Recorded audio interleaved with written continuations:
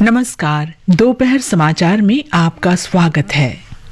राष्ट्रपति द्रौपदी मुर्मू ने इस बात पर जोर दिया कि स्वच्छता से ही देश स्वस्थ और विकसित होगा। उन्होंने मध्य प्रदेश के उज्जैन में सफाई मित्र सम्मेलन को संबोधित किया। वर्ल्ड फूड इंडिया प्रदर्शनी नई दिल्ली में शुरू।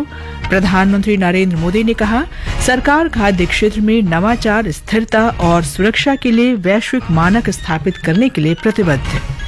जम्मू कश्मीर में विधानसभा चुनाव के दूसरे चरण के लिए प्रचार तेज। अमेरिकी फेडरल रिजर्व द्वारा ब्याज दरों में कटौती के बाद सेंसेक्स और निफ्टी नई रिकॉर्ड ऊंचाई पर पहुंचे। चीन के चांगझोउ में भारत की Malvika Bansod China Open badminton tournament के महिला सिंगल्स के क्वार्टर फाइनल में पहुंची। और क्रिकेट में भारत तथा बांग्लादेश के बीच 2 टेस्ट मैचों की श्रृंखला का पहला मैच चेन्नई में जारी। दोपहर समाचार के साथ मैं कनकलता।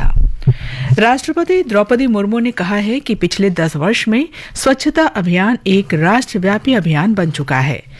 राष्ट्रपति ने आज उज्जैन में सफाई मित्र सम्मेलन को संबोधित करते हुए प्रसन्नता व्यक्त की कि मध्य प्रदेश के कई शहर सफाई मित्र सुरक्षित शहर घोषित किए गए हैं। स्वच्छ भारत मिशन द्वारा हमारे देशवासियों में स्वच्छता के प्रति जागरूकता बढ़ी है तथा अभूतपूर्व व्यवहार परिवर्तन हुआ है। ये देखकर मुझे हार्दिक प्रसन्नता हो रही है। स्वच्छ भारत मिशन के तहत खुले में शौच से मुक्ति के लिए 11 करोड़ से अधिक शौचालय तथा लगभग 2.25 लाख सामुदायिक स्वच्छता परिसर बनाया गया है। मुझे ये जानकर प्रसन्नता हुई है कि मध्य प्रदेश में अनेक शहरों को सफाई मित्र सुरक्षित शहर घोषित किया गया है। राष्ट्रपति ने कहा कि स्वच्छता से ही देश स्वस्थ और विकसित होगा। उन्होंने कहा कि महाकाल की नगरी उज्जैन में संस्कृति और सभ्यता की परंपरा सदियों से निरंतर विद्यमान है। राष्ट्रपति ने कहा कि 2025 तक चलने वाले स्वच्छ भारत अभियान के दूसरे चरण में हमें पूर्ण स्वच्छता का लक्ष्य हासिल करना है। स्वच्छ भारत मिशन के दूसरे चरण के दौरान जो वर्ष 2025 तक चलेगा, हमें संपूर्ण स्वच्छता का लक्ष्य पूरा करना है। खुले में शौच से मुक्त रहने की स्थिति को बनाए रखते हुए सॉलिड और लिक्विड वेस्ट मैनेजमेंट में राष्ट्रीय लक्ष्यों का प्राप्त करना होगा। आगामी गांधी जयंती तक पूरे देश में स्वभाव स्वच्छता, संस्कार स्वच्छता के संदेश को प्रसारित करने का अभियान प्रगति पर है। कार्यक्रम में राष्ट्रपति मुर्मू ने 5 सफाई कर्मियों को सम्मानित भी किया। उन्होंने इस अवसर पर उज्जैन तथा इंदौर के बीच 6 लेन वाले राजमार्ग के निर्माण के लिए वर्चुअल माध्यम से भूमि पूजन किया। इस अवसर पर मुख्यमंत्री डॉक्टर मोहन यादव ने कहा कि स्वच्छ भारत अभियान में मध्य प्रदेश ने देश में दूसरा स्थान हासिल किया है। इंदौर 7 बार देश का सबसे स्वच्छ शहर रह चुका है। भोपाल को सबसे स्वच्छ राजधानी होने का गौरव प्राप्त हुआ है। राज्यपाल मंगूभाई पटेल ने कहा कि उज्जैन इंदौर राजमार्ग 6 लेन का बन जाने से उज्जैन आने वाले श्रद्धालुओं को सुविधा होगी। इससे पर्यटन को बढ़ावा मिलेगा, साथ ही क्षेत्र में सामाजिक तथा धार्मिक विकास भी होगा। एक रिपोर्ट। राष्ट्रपति ने जिस उज्जैन इंदौर 6 लेन हाईवे का भूमि पूजन किया है वह 1692 करोड़ रुपए से अधिक की लागत से बनकर तैयार होगा। इस सड़क को 2.5 साल में बनाने का लक्ष्य रखा गया है। उज्जैन इंदौर 6 लेन हाईवे पर्यटन, सामाजिक और धार्मिक विकास का मार्ग प्रशस्त करेगा। राष्ट्रपति मुर्मू आज पहली बार महाकालेश्वर मंदिर के दर्शन भी करने गयी। उनके स्वागत में मंदिर और महाकाल लोक को फूलों से सजाया गया था। राष्ट्रपति ने स्वच्छता ही सेवा पखवाड़ा के तहत मंदिर परिसर में श्रमदान भी किया। महाकाल लोक के दर्शन के बाद उन्होंने त्रिवेणी सभा मंडप में मूर्ति बना रहे मूर्तिकारों से बातचीत की। राष्ट्रपति आज इंदौर में देवी अहिल्या विश्वविद्यालय के दीक्षांत समारोह को भी संबोधित करेंगे। संजीव शर्मा, आकाशवाणी समाचार, भोपाल। प्रधानमंत्री नरेंद्र मोदी ने कहा है कि सरकार देश के खाद्य क्षेत्र में नवाचार, स्थिरता और सुरक्षा के वैश्विक मानक स्थापित करने के लिए प्रतिबद्ध है। आज नई दिल्ली के भारत मंडपम में आयोजित वर्ल्ड फूड इंडिया 2024 प्रदर्शनी के अवसर पर एक वीडियो संदेश में प्रधानमंत्री ने कहा कि भारत में एक जीवंत और विविध खाद्य संस्कृति है। किसान देश के खाद्य पारिस्थितिकी तंत्र की रीढ़ हैं। सरकार किसानों की मदद के लिए नई नीतियां लेकर आ रही है।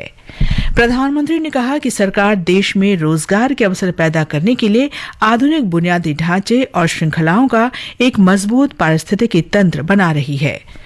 प्रधानमंत्री ने वर्ल्ड फूड इंडिया 2024 में कई देशों की भागीदारी पर कहा कि ये दुनिया के साथ काम करने का एक आदर्श मंच है। उन्होंने आशा व्यक्त की कि इस मंच पर खाद्य सुरक्षा, गुणवत्ता मानकों और सर्वोत्तम प्रथाओं जैसे व्यापक मुद्दों पर चर्चा की जाएगी। उपभोक्ता मामले, खाद्य और सार्वजनिक वितरण मंत्री प्रहलाद जोशी ने प्रसंस्करण उत्पादों की गुणवत्ता और ब्रांडिंग बढ़ाने की आवश्यकता पर बल दिया।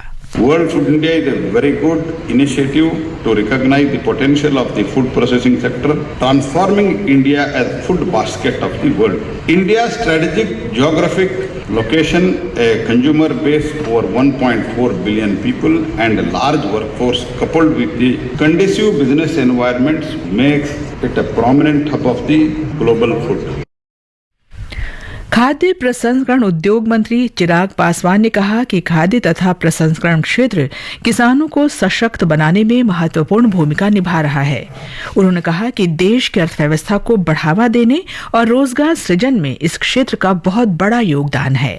प्रोसेसिंग विद प्रोस्पेरिटी, इस सोच के साथ हम लोग आगे बढ़ने का काम कर रहे हैं। प्रधानमंत्री जी की सोच है कि आने वाले दिनों में कैसे भारत एक फूड बास्केट के तौर पर दुनिया के सामने हम लोग अपने आप को प्रस्तुत कर सके, कैसे भारत कंट्रीब्यूट कर सके अंतर्राष्ट्रीय स्तर पर, कैसे भारत की फूड प्रोसेसिंग इंडस्ट्री अंतर्राष्ट्रीय स्तर पर एक अपनी पहचान बना सके। मैं समझता हूं कि ये शुरुआत है, पर इस सोच को आगे बढ़ाने के लिए जितनी बाधाएं आएंगी उन बाधाओं को दूर करने के संकल्प के साथ हम लोग आगे बढ़ने का प्रयास कर रहे हैं। हमारे संवाददाता ने प्रदर्शनी में हिस्सा ले रहे कुछ प्रतिभागियों से बात की। उन्होंने बताया कि उन्हें घरेलू और अंतर्राष्ट्रीय कंपनियों के समक्ष अपने उत्पाद प्रदर्शित करने का ये बहुत ही अच्छा मौका मिला है। मेरा नाम निसर्ग सोनी है और हमारा स्टार्टअप का नाम है इम्यूनोप्लस आयुर्वेदिक फूड। जो हमारा स्टार्टअप है बेस्ड ऑन आयुर्वेदा के बुक्स पे आधारित है, जिसमें हमारी प्रोडक्ट्स है च्यवनप्राश, बादाम पाक और चूरी, जिसको हम आयुर्वेदिक माउथ फ्रेशनर भी बोलते हैं। तो हमारी जो प्रोडक्ट्स है वो बिल्कुल नेचुरल और आयुर्वेदिक हर्ब्स के ऊपर से बनाई हुई है, जिसमें कोई प्रिजर्वेटिव नहीं, कोई आर्टिफिशियल कलर नहीं, कोई फ्लेवर नहीं है। हम अभी वर्ल्ड फूड इंडिया में के प्लेटफॉर्म पे आए हैं स्टार्टअप पेविलियन के ऊपर। तो यहाँ पे हमें इम्पोर्टर और एक्सपोर्टर और बहुत बड़े बिजनेस और ट्रेडर्स का बहुत बहुत सहयोग मिल रहा है। Hello, my name is Manpreet and I am from Punjab. हम लोग यहाँ पे वर्ल्ड फूड इंडिया एग्जीबिशन में पार्ट कर रहे हैं। वन डिस्ट्रिक्ट वन प्रोडक्ट की जो स्कीम है गवर्नमेंट की, उसके थ्रू हम लोग पंजाब से आए हैं और हमारे पास हनी के बहुत सारे डिफरेंट प्रोडक्ट्स हैं जो बहुत सारी मॉडर्न नीड्स के साथ कंपैटिबल हैं।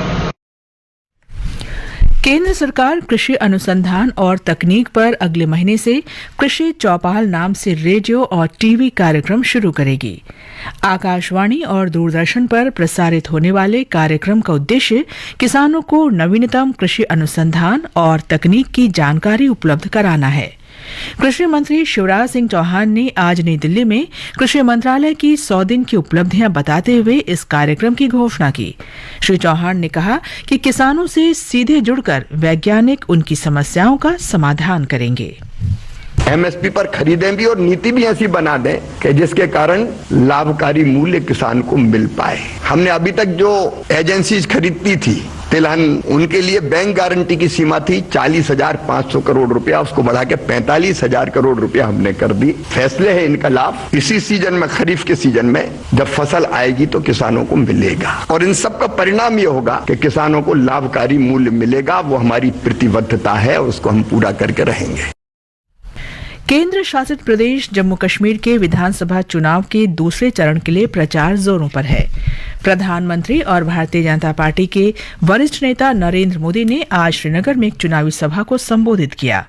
उन्होंने लोगों से जम्मू कश्मीर में 25 सितंबर को होने वाले विधानसभा चुनाव के दूसरे चरण में रिकॉर्ड संख्या में मतदान करने की अपील की।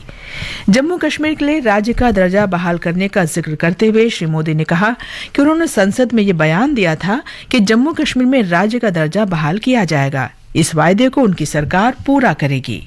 प्रधानमंत्री ने कहा कि जम्मू कश्मीर के लोगों ने बड़ी संख्या में मतदान में हिस्सा लेकर एक इतिहास रचा है। कल पहली बार जम्मू कश्मीर में आतंक के डर के बिना मतदान हुआ। के बिना ये वोटिंग हुई। हम सभी के लिए ये बहुत खुशी की बात है, गर्व की बात है कि इतनी बड़ी तादाद में लोग वोटिंग के लिए अपने घरों से बाहर निकले। युवा हो, महिलाएं हो, बुजुर्ग हो, सभी ने खुले मन से वोटिंग की। पिछली बार की वोटिंग के रिकॉर्ड टूट गए हैं। जम्मू कश्मीर की विशेष चुनाव श्रृंखला में आज हम चर्चा करेंगे गांदरबल विधानसभा सीट की एक रिपोर्ट। दूसरे चरण के मतदान के लिए प्रचार पूरे चरम पर है। विभिन्न पार्टियों के स्टार प्रचारक और निर्दलीय उम्मीदवार घर घर जाकर लोगों को लुभाने के अलावा रैलियां और रोड शोज करने में व्यस्त हैं। गांदरबल सीट एक प्रमुख विधानसभा क्षेत्र है जहां विभिन्न राजनीतिक दलों के 15 उम्मीदवार चुनावी मैदान में हैं। इनमें पूर्व मुख्यमंत्री और नेशनल कॉन्फ्रेंस के उपाध्यक्ष उमर अब्दुल्ला के अलावा पीपल्स डेमोक्रेटिक पार्टी के बशीर अहमद मीर, अवामी इत्तेहाद पार्टी के मोहम्मद आशिक मीर और पूर्व विधायक इशफाक जबार कुछ प्रमुख उम्मीदवार हैं। निर्वाचन आयोग ने इस क्षेत्र में 157 मतदान केंद्र स्थापित किए हैं जहां 1,29,114 मतदाता अपने मत अधिकार का प्रयोग करेंगे। मतदान के सुचारू संचालन को सुनिश्चित करने के लिए सभी व्यवस्थाएं की गई हैं। आकाशवाणी समाचार के लिए श्रीनगर से सुनील कौल। हरियाणा में एक ही चरण में हो रहे विधानसभा चुनाव के लिए प्रचार तेज हो गया है। विभिन्न राजनीतिक दलों के नेता रैलियां कर रहे हैं। कुल 1031 उम्मीदवार मैदान में हैं। 5 अक्टूबर को मतदान होगा और 8 अक्टूबर को मतगणना होगी। सिक्किम के मुख्यमंत्री और सिक्किम क्रांतिकारी मोर्चा पार्टी के प्रमुख प्रेम सिंह तमांग ने एक राष्ट्र एक चुनाव की व्यवस्था का समर्थन किया है। केंद्रीय मंत्रिमंडल ने कल एक राष्ट्र एक चुनाव के प्रस्ताव को मंजूरी दे दी थी। श्री तमांग ने आज कहा कि देश भर में एक साथ चुनाव कराने से बहुत फायदा होगा। सूचना और प्रसारण मंत्रालय क्षेत्रीय कार्यालयों के साथ मिलकर विशेष अभियान 4 चला रहा है। यह अभियान 2 से 31 अक्टूबर के बीच चलाया जाएगा। इस अभियान के तहत कार्यालय परिसर की स्वच्छता, मामलों को निपटाने, बेहतर स्थानीय प्रबंधन और संचार के विभिन्न माध्यम से जागरूकता फैलाने पर ध्यान केंद्रित किया जाएगा। सूचना और प्रसारण सचिव संजय जाजू ने सभी मीडिया इकाई प्रमुखों के साथ विशेष अभियान 4 की प्रगति की समीक्षा बैठक की। ये समाचार आकाशवाणी से प्रसारित किए जा रहे हैं। ताज़ा समाचार जानने के लिए आप हमारे social media handle @AIR news Hindi को फॉलो कर सकते हैं। ये आकाशवाणी है। श्रीलंका में राष्ट्रपति चुनाव के लिए प्रचार अभियान कल रात समाप्त हो गया। उम्मीदवारों ने कल शाम कोलंबो में कई जनसभाएं की। एक रिपोर्ट। जोशपूर्ण प्रचार के बाद कल शाम को अग्रणी उम्मीदवारों ने रैलियां निकाली जिसमें उन्होंने राष्ट्रपति चुनाव में जीत का भरोसा जताया। चुनाव आयोग ने मतदाताओं से आग्रह किया है कि मतदान करने से पहले स्वतंत्र रूप से सोचने के लिए इस मौन अवधि का उपयोग करें। चूंकि चुनाव समाप्त होने के 72 घंटे की अवधि के दौरान चुनाव प्रचार गतिविधियों पर प्रतिबंध है, इसलिए आयोग ने पुलिस को उल्लंघन करने वाले किसी भी दल के खिलाफ कार्रवाई करने का निर्देश दिया है। इस बीच चुनाव ड्यूटी के लिए 60,000 से अधिक पुलिस कर्मियों को प्रतिनियुक्ति की जा रही है। आयोग ने भी कहा है कि इस चुनाव के लिए राजनीतिक दलों द्वारा स्थापित सभी चुनावी कार्यालयों को आज आधी रात तक हटा दिया जाना चाहिए। अहमद मोइन फारूकी, आकाशवाणी समाचार, कोलंबो। अमेरिकी फेडरल रिजर्व द्वारा दरों में 50 आधार अंकों की बड़ी कटौती की खबर से उत्साहित भारतीय शेयर बाजार में आज जबरदस्त तेजी देखी गई। बॉम्बे स्टॉक एक्सचेंज का सेंसेक्स 687 अंक बढ़कर 83,635 अंक की नई ऊंचाई पर और निफ्टी भी 197 अंक बढ़कर 25,575 पर पहुंच गया। भारत और बांग्लादेश के बीच 2 टेस्ट मैचों की क्रिकेट श्रृंखला का पहला मैच चेन्नई में खेला जा रहा है। पहले बल्लेबाजी करते हुए भारत ने अपनी पहली पारी में 6 विकेट पर 176 रन बना लिए हैं। चाइना ओपन बैडमिंटन टूर्नामेंट 2024 में भारत की मालविका बंसोड़ ने महिला सिंगल्स में विश्व की 25वें नंबर की खिलाड़ी स्कॉटलैंड की क्रिस्टी गिलमर को हरा दिया है। उन्होंने गिलमर को हराकर क्वार्टर फाइनल में प्रवेश किया। अंत में मुख्य समाचार एक बार फिर। राष्ट्रपति द्रौपदी मुर्मू ने इस बात पर जोर दिया है कि स्वच्छता से ही देश स्वस्थ और विकसित होगा। वर्ल्ड फूड इंडिया प्रदर्शनी नई दिल्ली में शुरू। जम्मू कश्मीर में विधानसभा चुनाव के दूसरे चरण के लिए प्रचार तेज हो गया है। अमेरिकी फेडरल रिजर्व द्वारा ब्याज दरों में कटौती के बाद सेंसेक्स और निफ्टी नई रिकॉर्ड ऊंचाई पर पहुंचे। इसके साथ ही दोपहर समाचार का ये अंक समाप्त हुआ। नमस्कार।